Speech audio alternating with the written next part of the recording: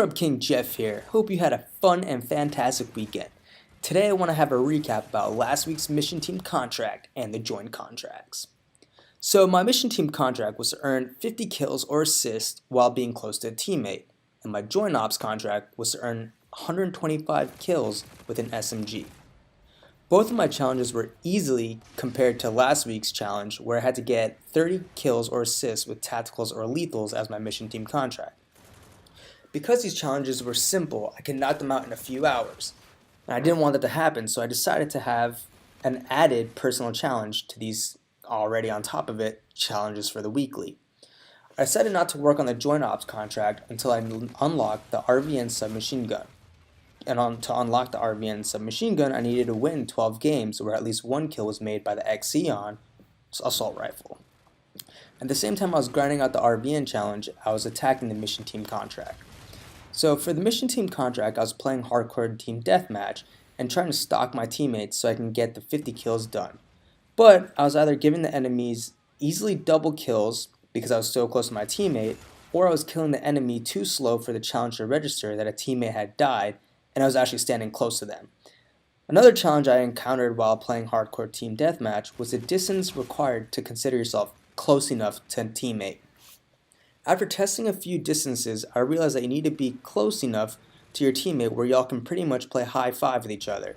I thought to myself, hardcore team deathmatch has such a high time to kill ratio that there's no way I can spoon my teammate and survive long enough to either get a kill or an assist off.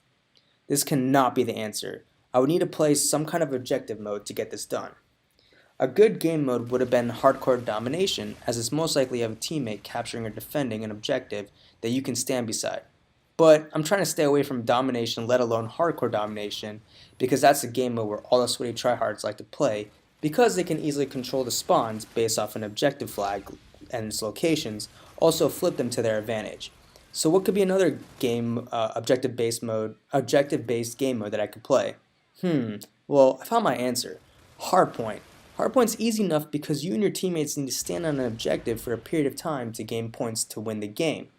We can literally stand in the hardpoint and play patty cake if we wanted to. This would mean that I was close enough to my teammates in order for the challenge to count. Because hardpoint is a core game mode where the health is a lot higher than hardcore, you have 100% health in core, whereas hardcore you have 35% health. So if I land at least one bullet on an enemy and I was close enough to my teammate and the teammate won the gunfight, I would get that assist that would count towards my challenge. I had the mission team challenge completed in 5 or 6 hardpoint matches and unlocked the RVN submachine gun to start my joint ops contract. So now the joint ops contract was super easy because the challenge just required you to get 125 kills with a submachine gun. So there's no real challenge, or it wasn't even hard to complete. So at that, I was free to choose any game mode my heart desired. So I jumped back into hardcore team deathmatch. The RVN submachine gun is currently the most overpowered weapon in the game on the release of the gun. And after the most recent buff, which occurred in patch 1.14, the weapon is literally a laser beam where you can spray and not have to worry about the recoil. So I ended up switching my playstyle up from being a reserve player to an aggressive rusher, where I was ending the game with roughly 17-25 kills per match. You can see how I finished a challenge within about 5 matches, give or take the amount of kills I ended the match with. I seriously enjoyed this week's mission team and joint ops contracts. I turned what could have been 1 day's worth of challenges into a few days of fun objective grinding towards my rewards. Oh, what was my rewards, you asked? Well, the mission team contract gave me a free rare or better gesture, which I redeemed and received the surrender gesture. The surrender gesture is where your player pulls out a little white flag and waves it around. It's kind of cool, it's kind of a cool little gesture. I mean, will I be using it? Maybe, maybe not, but we'll see. And my joint ops contract gave me 3 rare supply drops. 3 rare supply drops is essentially 90 crypto keys, which takes a few hours to obtain that amount of crypto keys.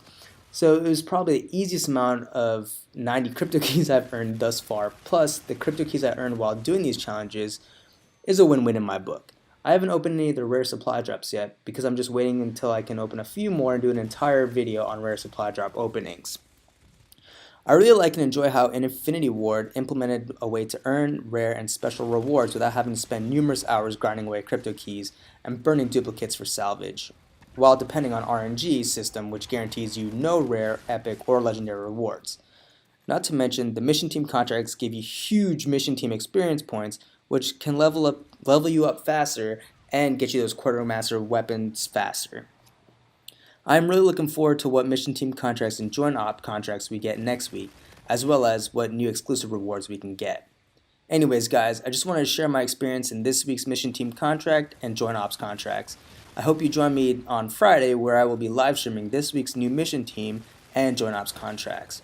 Alrighty then, it's been a pleasure. Scrub King Geoff, and I'm out.